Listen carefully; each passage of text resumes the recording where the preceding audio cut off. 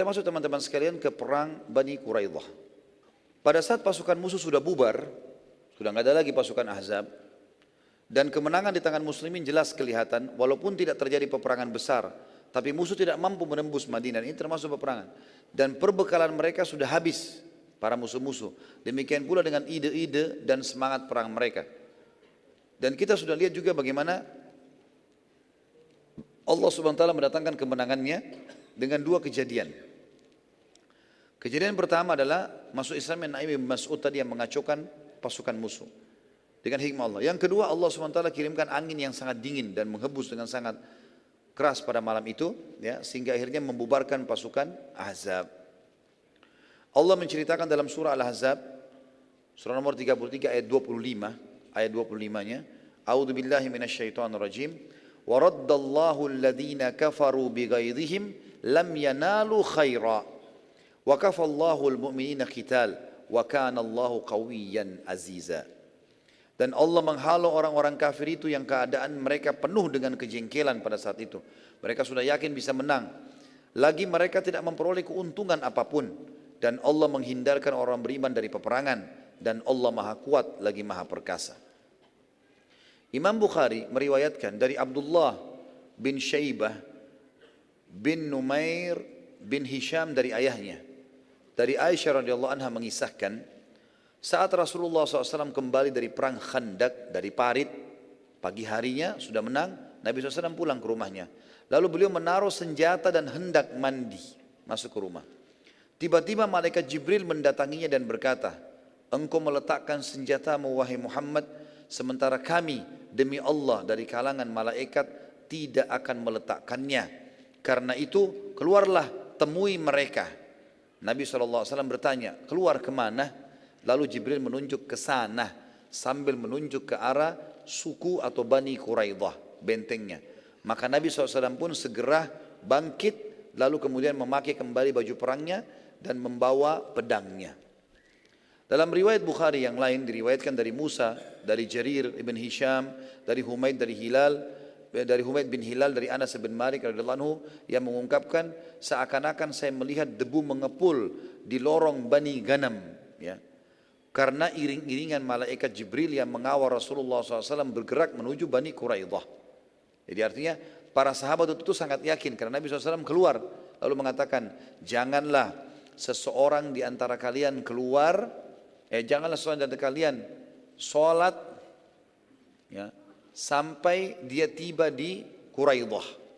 Sholat sampai dia tiba di Quraidah. Dalam riwayat yang lain dari Nabi SAW mengatakan, dan Jibril telah datang kepadaku menyuruhku untuk pergi ke sana. Maka para sahabat yakin kalau Nabi SAW sedang bersama dengan malaikat. Karena Nabi SAW jalan diikuti sahabat tapi ngepulan debunya banyak sekali. Maka kata Anas bin Malik, saya menyaksikan iring-iringan, dan maksudnya menyaksikan iringan malaikat ini, dilihatlah debu-debu yang berterbangan itu.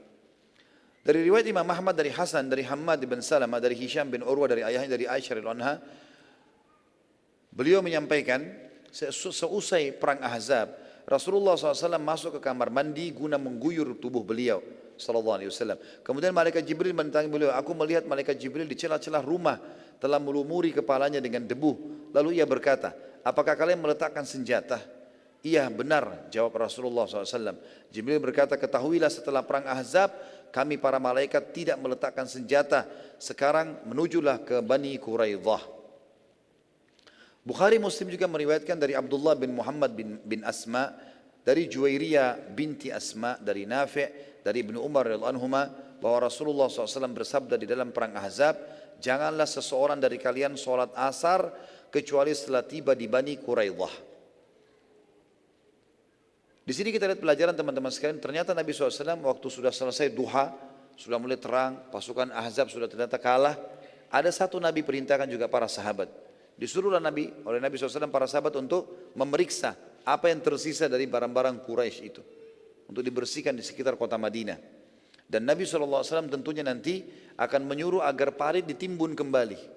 Agar parit ditimbun kembali, karena tidak boleh ada parit terus, tidak bisa orang masuk ke Madinah, gitu kan. Nabi SAW terus menginstruksikan para sahabat untuk membubarkan pasukan segala macam sampai menjelang waktu duhur. Waktu duhur beliau pulang ke rumah sallallahu alaihi wasallam. Aisyah menceritakan, Waktu masuk dalam rumah Nabi SAW, meletakkan pedangnya, membuka baju perangnya, ingin mengguyur badannya dengan air kena gerah. Lalu tiba-tiba saja ya, Jibril datang kepada beliau sallallahu alaihi wasallam dan mengingatkan masalah ini.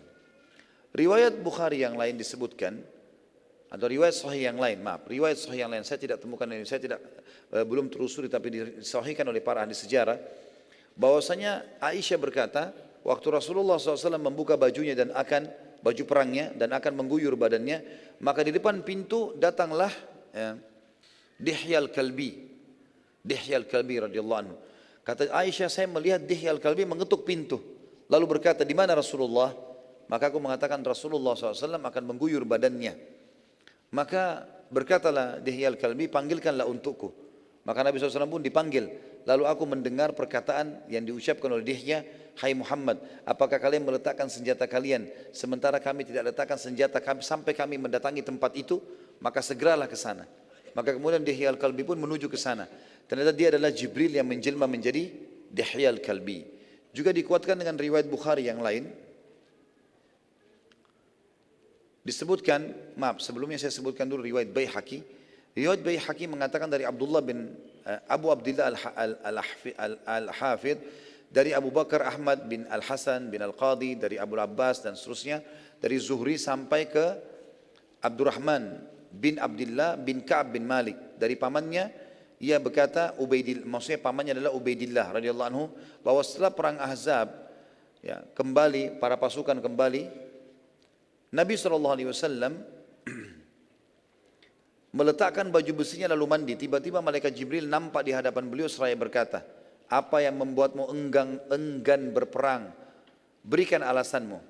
Benarkah aku melihatmu telah meninggalkan baju besimu sementara kami belum melepaskannya sama sekali? Maka Rasulullah SAW lalu loncat karena terkejut, lalu beliau bersabda, barang siapa yang beriman pada Allah dan hari kiamat, maka ia tidak boleh sholat asar sampai di pemukiman suku Quraidah. Lalu para sahabat pun berlumba-lumba pada saat itu ya, menuju ke suku Quraidah satu sama yang lain, karena Quraidah berada di pinggir kota Madinah tadi. Dan pada saat mereka tiba, ternyata sudah terbenam matahari, karena mereka jalan kaki untuk berkumpul semuanya. Rasulullah SAW keluar melewati beberapa majlis di jalur menuju Bani Quraidah, seraya bertanya, apakah kalian melihat tadi ada orang lewat di sini? Maka orang-orang pada mengatakan, iya, baru saja kami menyaksikan Dihyal Kalbi menunggangi Bigal. Bigal itu perkawinan antara kuda sama keledai. Berwarna abu-abu, berpelana, sutra, beludru. Maka kata Nabi SAW, dia adalah malaikat Jibril, diutus ke Bani Quraidah untuk mengguncang dan menghujamkan rasa takut ke dalam hati mereka. Maka segeralah. Kemudian Nabi SAW pun mengepung suku Quraidah pada saat itu.